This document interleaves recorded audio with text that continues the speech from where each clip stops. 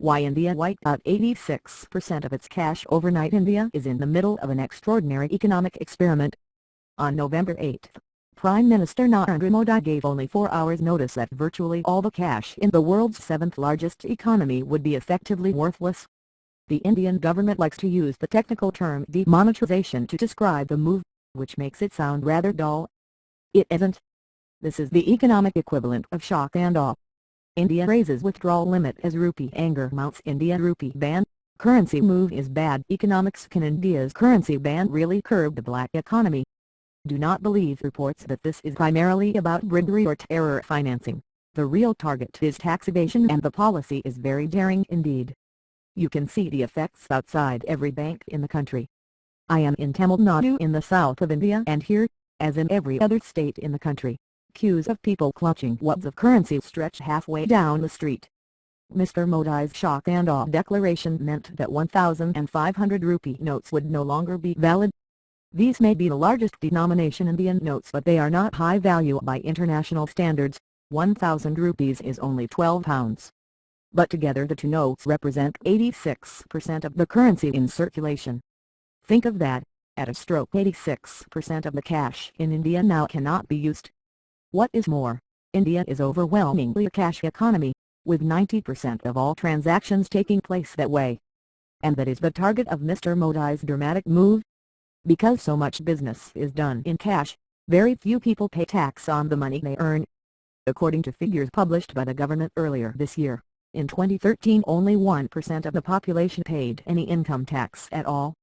As a result, huge numbers of Indians have stashes of tax-free cash hidden away, known here as black money. Even the very poorest Indians have some cash savings, maybe just a few thousand rupees stored away for a daughter's wedding, the kid's school fees, or, heaven forbid, an illness in the family. But lots of Indians have much more than that. It is not unusual for half the value of a property transaction to be paid in cash, with buyers turning up with suitcases full of 1,000 rupee notes. The size of this shadow economy is reckoned to be as much as 20% of India's entire GDP. Mr. Modi's demonetisation is designed to drive black money out of the shadows. At the moment you can exchange up to 4,048 pounds of the old rupees every day in cash your new 506 pounds and 2,024 pounds rupee notes. There is no limit to the amount that can be deposited in bank accounts until the end of December, but the government has warned that the tax authorities will be investigating any deposits above 250,000 rupees, 2,962 pounds. Breach that limit and you will be asked to prove that you have paid tax. If you cannot, you will be charged the full amount owed, plus a fine of 200% of the tax owed. For many people that could amount to be pretty much the full value of their hidden cash. This is brave politics. Some of the hardest hit will be the small business people and traders who are Mr. Modi's core constituency. They voted for him because they believed he was the best bet to grow the economy and improve their lot. They will not be happy if he destroys their savings. Mr. Modi says he is simply delivering on his pre-election promise to tackle corruption and tax evasion. He says he warned that he would squeeze black money out of the system and had already offered amnesties to those who declare their black money holdings. And, so far at least, the policy seems to be popular, in spite of the long queues and the fact that much day-to-day business in India has ground to a juddering halt. Most Indians resent the fact that many of the richest among them have used black money to evade paying their fair share of tax and are happy to suffer a few weeks of what Mr. Modi called temporary hardships to see them face justice. They also recognize the benefits of drawing more people into the income tax net. India has very low rates of tax compared to many other countries. The tax to GDP ratio, how much tax is raised as a proportion of the output of the economy, was 17% in 2013. The average across the economies of the Organization for Economic Cooperation and Development, the club of mostly rich nations, was over 34%.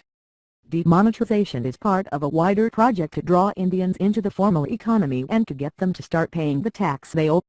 Curbing tax evasion is part of the agenda for the Aadhaar scheme, a giant digital database designed to give hundreds of millions of Indians a unique ID, and the new goods and services tax. And reducing tax evasion can only be good for India. The more money it raises in tax, the more it has to spend on useful stuff like roads, hospitals and schools. The more the country spends on public goods like that, the faster the Indian economy is likely to grow, or so the argument goes. So the big question is, will it work? Some economists have questioned the decision to introduce the 2,000 rupee note. They say if the policy is designed to force people into the banking system, why issue a higher denomination note, presumably an even more convenient vehicle for black money transactions? But the headlines about chaos and confusion are a bit misleading. There have been virtually no reports of violence despite the huge disruption this policy has caused. The queues are orderly, and the worst you hear are the irritated mutterings of those whose days have been wasted standing in line. But Mr. Modi needs to be careful. The new notes are in short supply and there are not enough smaller denomination notes to go around, so the banks regularly run out of cash. That cannot go on for long without irritation turning to anger. But some queuing may be excusable, because in one regard the policy has already been a complete success. It came as a surprise to the entire country. Think what that means. The government managed to plan this audacious policy, printing billions of new notes without anyone letting slip what was happening.